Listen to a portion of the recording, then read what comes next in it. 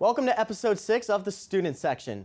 I'm your host for today, and my name is Austin McConnell, and today I'm joined by a stellar panel as always, Jalen Long, Calvin DeLude, and Zander Collins. Today we will be covering college and NFL football, the NHL, wrapping up baseball season, and so much more. So stay tuned, buckle up, and welcome to the Student Section.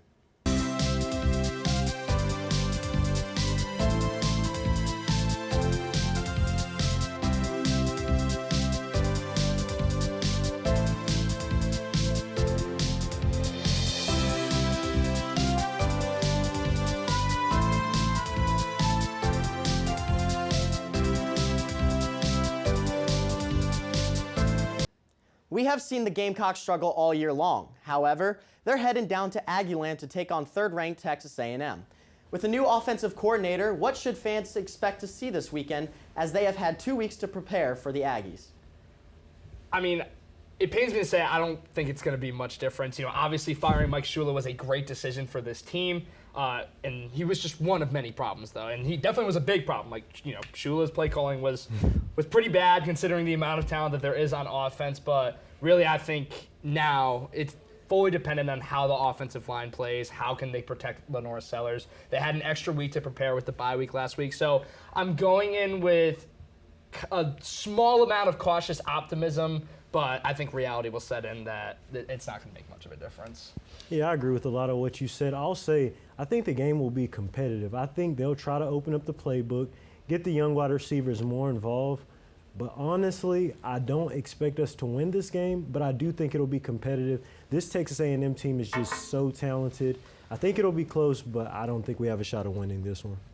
They could have a million weeks to prepare for this game, and I don't think they'd even get close to the Aggies. Obviously, we saw the reverse fixture last season. It's going to be a lot different going to Kyle Field. It's a much different environment than Williams-Brice Stadium, and they're playing a Texas A&M team that is undefeated and have played teams much better than South Carolina. Yep. So I'm kind of in the same boat as you, Calvin. I don't really have any expectations other than I'm hopeful that we score points. I love the points you all made there, gentlemen. Can't forget that South Carolina used A&M to boost their resume at the end of last year. If they can get a win this weekend, that will keep them alive for bowl season, but going to be very challenging. Question number 2. The College Football Playoff Committee just formulated their second rankings of the season on Tuesday night. Some notable rankings include Texas Tech jumping 2 spots and bumping Ole Miss down a spot. The top 3 also remain the same despite Indiana's scare on the road at Penn State.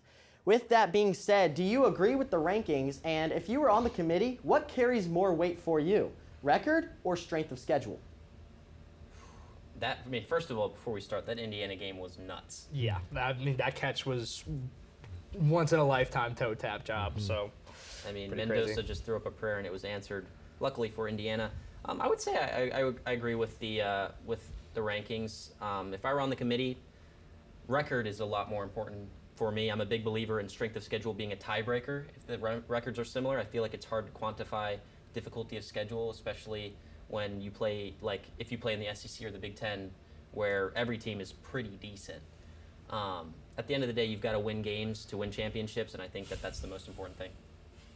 So I'm fine with the rankings, and it's really a tough question, but I would say when you're undefeated or you're winning a lot, strength of schedule, matters a lot, because we've seen for a long time we see SEC, or not SEC, but ACC teams rather, win all these games, go undefeated, but then they get into the playoffs and then they just kind of stink it.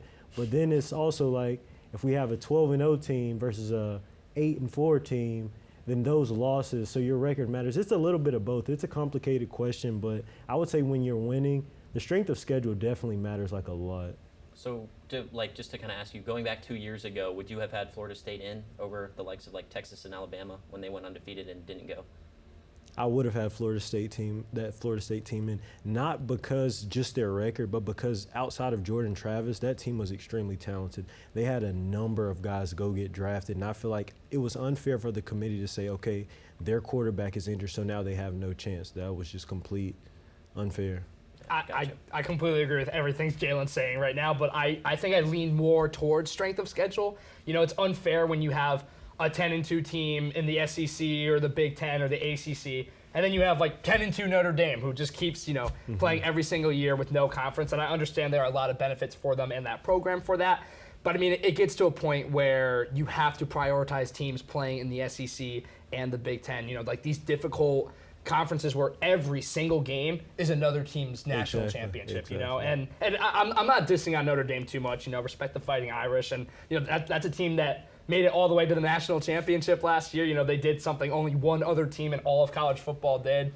But I really think strength of schedule, while it is a balance, needs to be more prioritized. And like you're looking at, I might still be mad about South Carolina not making it last year, 9-4. But I mean, that was a tough stretch, and they finished this season like 6 games in a row they won to finish 9-3, 9-4, whatever they were, and they didn't make it in the playoffs. And then you have SMU going to the playoffs, and as Jalen said, stinking. Exactly. So I don't know. I think strength of schedule needs to carry more weight, but record is obviously very important at the end of the day. I mean, at the end of the day, all we can hope for is consistency in how they evaluate the teams, and it hasn't really been that way. That's the biggest issue. There's no consistency. One year, it's like the record. Then the next year, it's strength of schedule. Then the next year, it's like, oh, well, you won your conference, so you get to go. Yeah. Like, it has it's to really be some just sort of whoever they consistency. made mad at the end of last season and correcting that for the next season, but then it's just Exactly. making more people mad. Exactly. That was a great debate, gentlemen. I saw great points from both viewpoints, but I want to go back to what Zander said, and you said tiebreaker when using strength of schedule. You look at the top 3, Ohio State and Texas A&M are both 9-0. Indiana's now 10-0, I believe. So, they're winning games. All 3 teams are winning games, but who's got the hardest stretch? And it comes down to the conferences like the rest of y'all were talking about. But that's all for college football, and now we're going to send it over to Zander Collins for some full court press. Hello, everyone, and welcome to the Full Court Press, the student section's premier basketball segment. I'm Zander Collins, and recently the NBA has officially released its City Edition jerseys for the 2025-26 season. Today, I will be ranking my top 5 of the lot, so make sure you get up the court in 8 seconds because we're about to apply the Full Court Press. I will say before we start that Liverpool Football Club is very, very lucky that they aren't the subject of today's episode. I won't go into depth, but I do hear some music starting up. Okay, very quickly. Jeremy Doku had one of the winger performances in Premier League history last time out against Liverpool. 8 of 9 dribbles completed, won a penalty, and scored a beautiful goal from outside the box. Connor Bradley was on skates. We don't care what you did against Vinicius Jr. in the Champions League. We have all forgotten about that now. Long story short, Liverpool's slide continues. After winning just 1 of their last 6 in the Prem, they sit 8th after starting perfect through 5 match weeks. And I will go on record in saying I'm here for it. And also shout out to Nico Gonzalez. At number 5 in the list of the best City Edition jerseys are the Toronto Raptors. I've always been a huge fan of the dinosaur jersey because of Vince Carter, so I'm glad to see that little Raptor returns. The reason that is only at number 5 is because I want to see a little bit more purple. At number 4, we have the Orlando Magic. I will preface this by saying that it would be a miss had they not reintroduced the pinstripes full time when they did their rebrand. I love the gradient down the shorts, and the Disney logo works really well with the Orlando vibe. Number 3 now. Bronze goes to the Detroit Pistons. I absolutely love when the Pistons go with the green. A really sleek design. The colors on the trim of the jersey really pop, and how could you not love the lightning bolt on the shorts? Number 2 on my list of the best 2025-26 City Edition jerseys are the Indiana Pacers. I'm not usually a fan of asymmetrical jerseys, but something about this one just works. I like when Indy leads more blue than yellow, and the 2 colors pop really well on the blank white jersey background. It's a shame that we won't get to see Tyrese Halliburton suit up in them this season. Number 1 is going to be obvious to anybody who knows my allegiance. The best jersey of not just 25-26, but perhaps all time is the Minnesota Timberwolves Purple Rain jerseys. A tribute to the artist formerly known as Prince, this jersey is perfect. I can just imagine it now. Anthony Edwards dunking on someone, or Naz Reid hitting a game winner as the clock expires. I'm so incredibly excited for these jerseys, even though they remind me of times when Anthony Tolliver was getting minutes for the Wolves. I will never forgive you, Anthony Tolliver. The Wolves complete the best set of jerseys for this season, bias aside. Now, I'm going to toss it over to Calvin DeLude for $7 Dogs.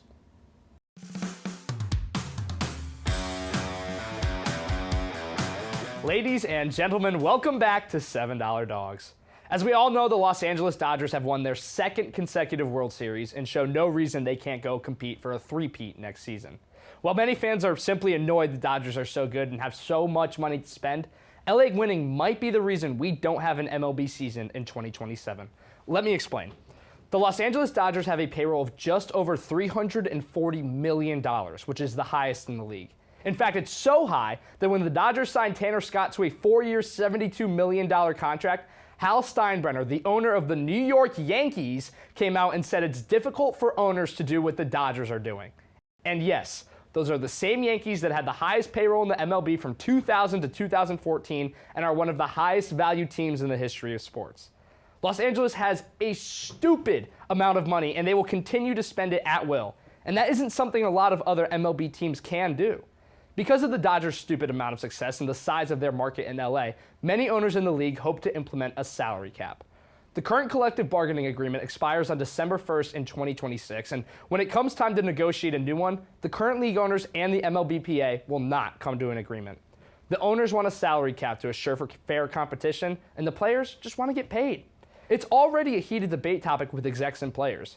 Bryce Harper, who has been a very vocal activist against the salary cap, was reportedly threatened by an MLB deputy after a discussion with MLB Commissioner Rob Manfred about a possible cap. And there are arguments that MLB owners simply need to spend money to make money. Remember how the Dodgers signed Shohei Ohtani to a $700 million contract?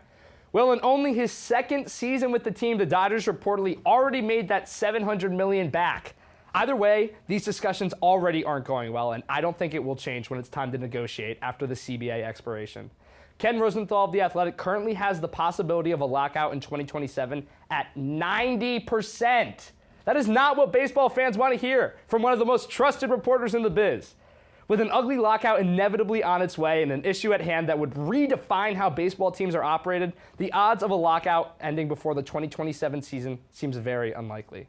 Now, I truly don't know how this will end and what agreement the MLB and its owners and players come to, but I really hope they come to it quick. I personally think a salary cap is becoming essential, but trying to add one to a league that's been around since 1869 sounds very, very difficult.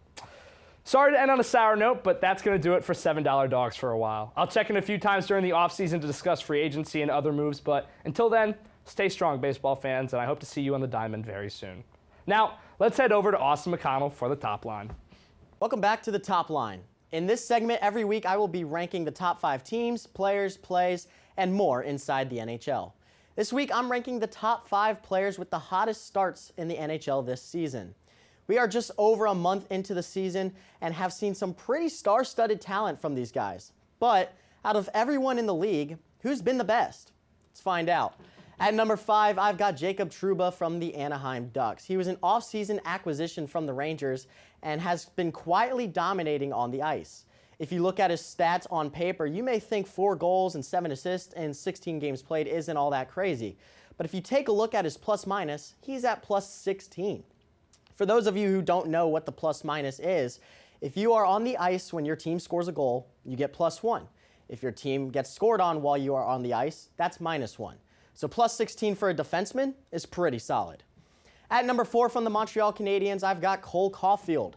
I've been a fan of this young man since he entered the league in 2021, and if you were to talk to me about the scariest team to watch out for this year, I would have told you Montreal. And it's because of Caulfield. In 15 games played, he has found the back of the net 12 times and has a total of 18 points already. If Caulfield and the rest of the Canadiens stay healthy, then y'all better watch out for him. At number 3, we're going to take a look at our first goaltender on the list, Logan Thompson. Thompson has started for the Capitals in net 10 times this year and has won 6 of those starts. Not the most eye-catching, but if you watch him play, he has stood on his head for the Caps. Take a look at a couple of his saves from the season. I mean, look at the patience he has to flash the glove, the way he's able to sprawl out in the crease. What a beauty. It's also noteworthy that he currently leads all goaltenders in the league with a 1.56 goals against average and a solid .934 save percentage. At number 2, we'll head back to the Western Conference and take a look at Connor Bedard. Talk about a guy putting the team on his back. He's carried them to an 8-5-3 record. 25 points on the year puts him tied for second most in the league with Leo Carlsson. 9 goals, 16 assists, and it finally looks like the talent the Blackhawks selected is starting to shine. Finally, for number 1, I'm heading over to the team that is number 1 in the league right now, Nathan MacKinnon of the Colorado Avalanche. He leads the league in points and goals and is also second in the league for plus minus. Here are some of his highlights as well as the speed he has, the control and vision up the ice. I mean, if he's playing this way, Colorado is going to be a force to be reckoned with. That's all I've got from the ice this week. I hope you'll take a skate with me next time on the top line. Now let's send it over to Jalen and Calvin with the 2-minute drill. Ladies and gentlemen, welcome back to the 2-minute drill. I'm Jalen Long, joined by my friend Calvin DeLude. On Monday, the New York Giants fired head coach Brian Daboll. Who should be his replacement, Cal? I mean, there's a lot of names being circulated right now, but I really think the best option for them is Cliff Kingsbury. I firmly believe he is a great coach, and what happened on the Cardinals was not his fault. He was coaching a broken team, both literally and figuratively, and after his time in Thailand or wherever he went, I think he's ready to be a head coach again in this league. He's coached Mahomes at Texas Tech, he's coached Kyler Murray in Arizona, and I think Jackson Dart would be a great assignment for him. But what about you? What do you think? That's a great answer, Cal. Kingsbury is a quarterback guru. Every quarterback he works with tends to excel. That being said, I think he's best as an offensive coordinator. I believe the next head coach of the New York Giants should be Joe Brady, current offensive coordinator of the Buffalo Bills. He was rumored to be close to taking the Saints head coaching job this offseason. Good thing he didn't. Now, though, I believe it's time for Brady to become a head coach. He's got the swagger for New York. He is quite quarterback friendly for a young guy like Jackson Dart, and he's a great play caller. Well, Jalen, while Brian Daboll was the first head coach to be fired this season, I really don't think it was deserved. I think the biggest problem in New York is the defensive coordinator and the general manager. Losing Saquon over a $2 million difference to your division rival is just unacceptable, and his son is literally giving him better draft advice. But as for who I think is the hottest, I'm going with my old buddy Pete Carroll. I love him. I love the culture he brings to a team, but he is just too darn old to still be coaching in this league. And his Island of Misfit Seahawks experiment was a complete failure, and I expect him to be relieved of his duties sooner rather than later. My pick has got to be Mike McDaniels. He should have been fired yesterday. The Dolphins are awful. Even with their win versus the Bills, McDaniels is simply not a leader of men. There have been locker room issues nonstop this season, and he has handled them absolutely horribly. The team has too many talented players to be this bad. I understand Tua isn't like the ideal quarterback, but that is not an excuse. The Dolphins should start their search for someone new. Now for our game of the week. Cal's Seattle Seahawks are on the road to take on the LA Rams. I'll take the Seahawks to win. They're hot. Rams having some struggles in the secondary. This should be a close one. Who you got, Cal? I mean, is it even a question who I'm taking? I'm going with my Seattle Seahawks. I could sit here and talk to you all day about Sam Darnold and JSN, but what I really want to talk about is that defense. Okay. This is a scary squad, and I haven't had this much fun watching a Seattle defense since 2016.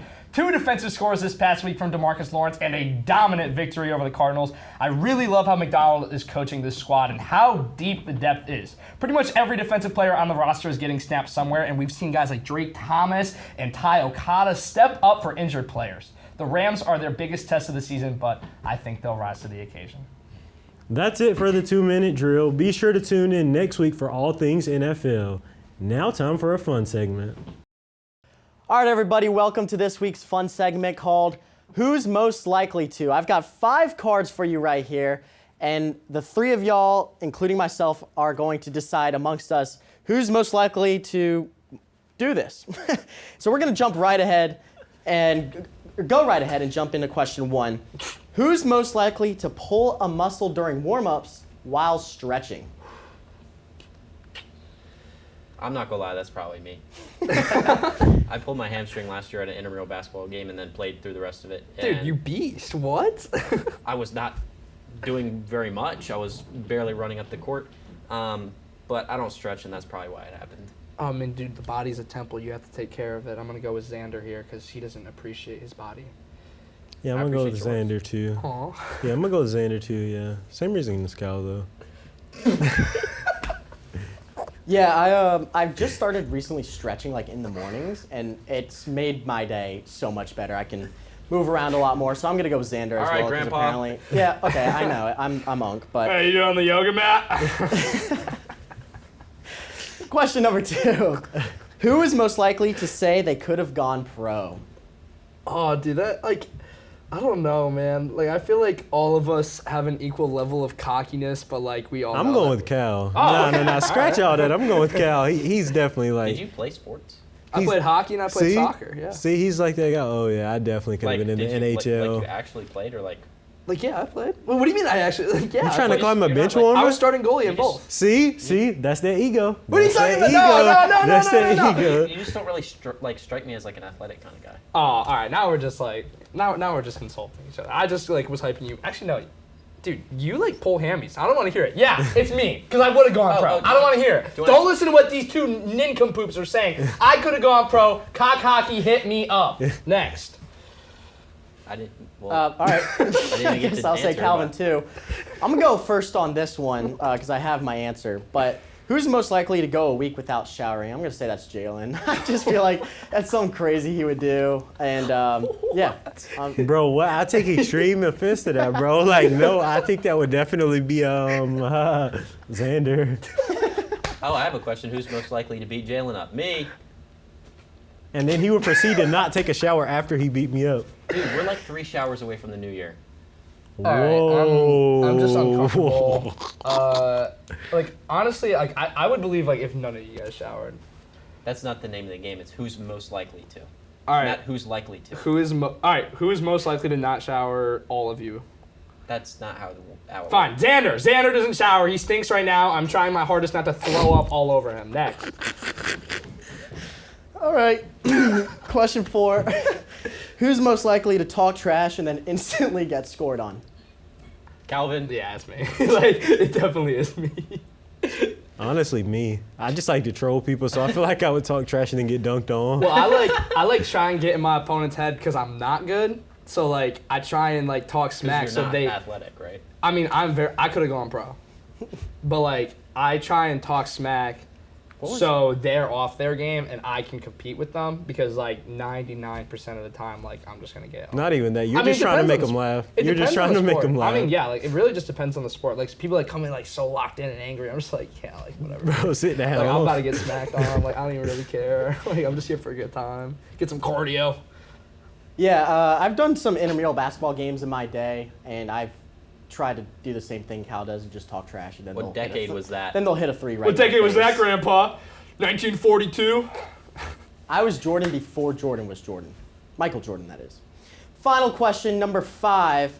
Okay, Who is most likely to eat their boogers as a kid? That's Austin for sure. What? You got to. That's the one you put on me, really.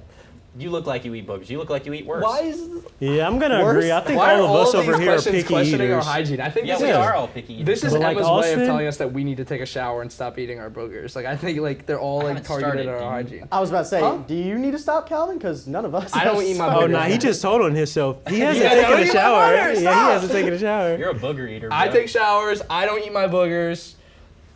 Next Wait, question. it's opposite Oh, day. he eats his boogers in the shower. No! Because it's clean. Exactly. hate everything. I like that. Can we end the show? Yeah, that's disgusting. That's going to do it for our fun segment. Thank you, Emma, or to our lovely producer, Emma, for writing these. And I think we all need to Emma take eats her deep, boogers. clean showers Emma thinks she tonight. could have gone Because pro. apparently we stink and eat boogers. That wraps up our show for tonight. Thanks for tuning in to the Student Section Sports Show on SGTV. Be sure to follow us on Instagram, X, and Facebook at SGTV at USC. To keep up with all of our content, be sure to also visit us online at sgtv@usc.com. Alongside Jalen Long, Calvin DeLude, and Zander Collins, I'm Austin McConnell, and we will see you here next week on The Student Section.